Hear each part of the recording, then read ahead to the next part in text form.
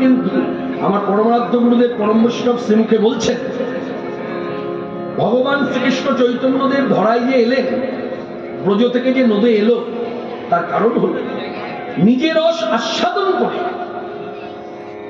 আমার মতো অধমকে সেই লীলারস আস্বাদন করাইতে তার আবির্ভাব।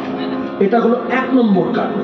তারপর এক এক করে আরো কথা লেখা যায় আনুষঙ্গিক কারণ, কিন্তু এটা হচ্ছে মূল কারণ, যার জন্য বৈষ্ণব পদাবলিত মহাজনগণ বলেছেন, যদি গোড়া না আসিত কেমন হইত কেমনে ধরিতাম দে শ্রীরাধার মহিমা প্রেম রস সীমা জগতে যেন তোকে মধুর বৃন্দা বিপিন মাধুরী প্রবেশ চাতুরী সার বড় যুবতী ভাবের ভগতী শকতি হইত কা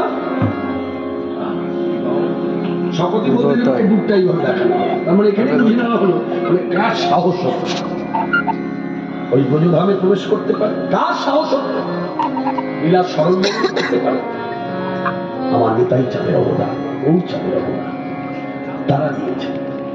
তাই আমি বলবো সকলের উদ্দেশ্যে, আমরা যারা এখানে জড়ো হয়েছি, আমি জানি না কথাটা কে কিভাবে নেবে, আমি জানি না, তার জন্য ক্ষমা চাইছি। কথাটা আমি এইভাবেই বলতে চাইছি, আমার মনে হচ্ছে এখানে কেউ আমরা অবাঙালি নই, সব বাঙালি। আমাদের বাঙালিদের নিজেরা দেখানো উচিত অন্য রাজ্যের মানুষকে যে আমাদের কুলের ঠাকুর নিতাই গৌর, আমাদের ভজনীয় ঠাকুর নিতাই গৌর। তারা যদি তাদের ভজনের ঠাকুরকে দেখাতে পারে, আমরা কেন পারবো? আমি তো বহুবার সভা মধ্যে দাঁড়িয়ে বলেছি, আজ পর্যন্ত কেউ সেটা বলেনি কৃষ্ণরা এইসব কথা আপনি আসলে বলবেন না।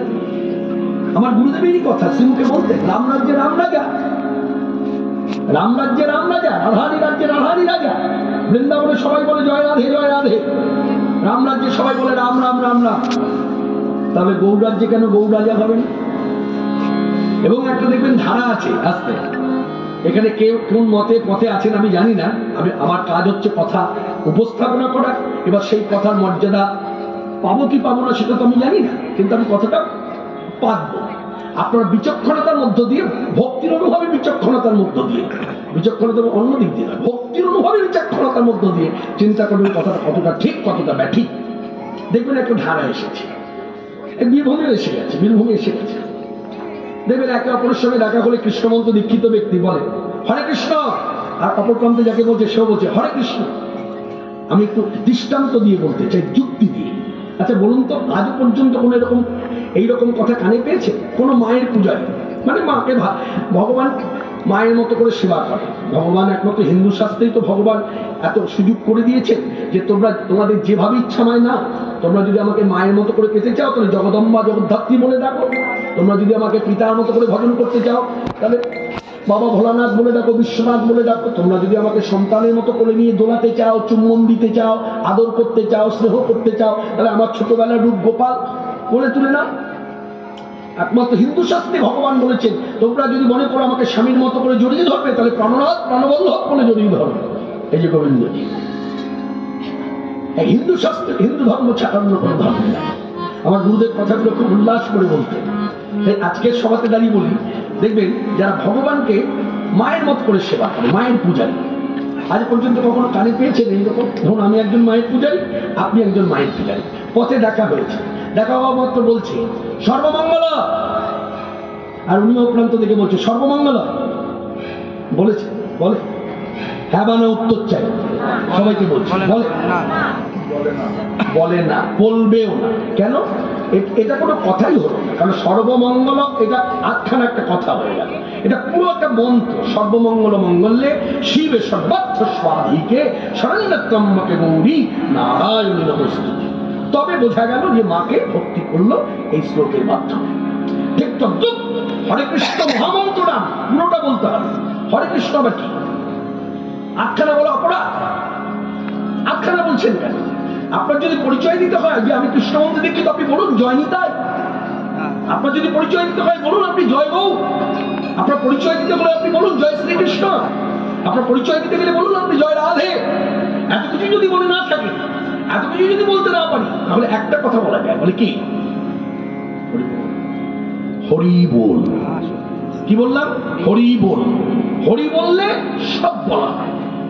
কৃষ্ণ গোপী নিতাই গৌর গোপী রাধাস, নিতাই গৌর গোপী রাধাস সব মিলিয়ে এক হরিনাম। আমার আরাধ্যধন প্রভু জগৎবন্ধু সুন্দর শ্রীমুখে বলছেন নিতাই গৌর গোপী রাধা শ্যাম সব মিলিয়ে এক হরিনাম। আমার গুরুদেব আমাকে যুক্তি দিয়ে বলতেন, শোন, কৃষ্ণ সেবা করে, তাকে যখন নিয়ে যায়, তাকে যখন শেষকৃত্য করতে নিয়ে যায় শ্মশানে, তখন কি বলতে বলতে নিয়ে যায়? কৃষ্ণ বল, কৃষ্ণ বল, কৃষ্ণ বল, জানুন না, বলো হরি হরি বল। বেশ, আচ্ছা, শিবের পূজারী সারা জীবন ধরে শিবের মাথায় জল ঢেলে দিল, হ্যাঁ, এবার তার শেষকৃত্য করতে নিয়ে যাচ্ছে, কি বলে? শিব বল, শিব বল, জানুন না, বলো হরি হরি বল। বেশ, মায়ের পূজারী শেষকৃত্য করতে নিয়ে যাচ্ছে, কি বলে? কালী বল, কালী বল, জানুন না, বলো হরি হরি বল। বলে এই হচ্ছে অনুভব, হরি বললে সব বলা। তাই যখনই আপনি একে অপরের সঙ্গে ভক্তি বিনিময় করবেন, তখন এই কথাটা বলুন, হরি বলুন। হরে কৃষ্ণ এটা আধখান একটা কথা, এটা অপরাধ বলা, এটা বলতে নাই। যদি বলতে হয় তাহলে বলতে হবে হরে কৃষ্ণ কৃষ্ণ কৃষ্ণ হরে হরে, হরে রাম রাম রাম। তাই আসুন সবাই মিলে আমরা হাতে তালি দিয়ে আজকে সভাতে দাঁড়িয়ে একটি কথা বক্তা হিসেবে বলি।